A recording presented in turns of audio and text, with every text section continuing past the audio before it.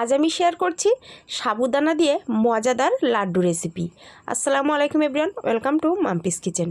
তার জন্য এক বাটি একদম ছোটো দানার যে সাবুটা হয় সেটা আমি নিয়েছি। তারপর খুব ভালো করে ধুয়ে আমি 15 মিনিট মতো ভিজিয়ে রেখেছিলাম। তারপর 15 মিনিট পর একটা কড়াইয়ে আমি দিয়ে দিলাম 2 থেকে 3 চামচ মতো ঘি। তারপর সাবুটা দিয়ে খুব ভালো করে নাড়াচাড়া করব যতক্ষণ না সুন্দর একটা কালার চেঞ্জ হয়ে যায়, একদম কাঁচের মতো কালারটা চেঞ্জ হয়ে গেছে। সেই পর্যায়ে আমি দিয়ে দেবো হাফ বাটি চিনি, ওই একই বাটিতে হাফ বাটি আমি চিনি দিয়ে দিয়েছি। তারপর একটু নাড়াচাড়া করে সুন্দর একটা লাড্ডুর কালার আনার জন্য আমি এখানে জাফরান অল্প একটু ঠান্ডা পানিতে গুলে নিয়েছিলাম, নিয়ে সেটাই দিয়ে দিলাম। তারপর খুব ভালো করে নাড়াচাড়া করতে করতে দেখতেই পাচ্ছ অনেকটা ঢিলা হয়ে গেছে সাবুদানাটা। তারপর তার মধ্যে দিয়ে দিলাম চালমগজ কিছুটা আর দিয়ে দিলাম কাজু বাদাম কুচি কিছুটা।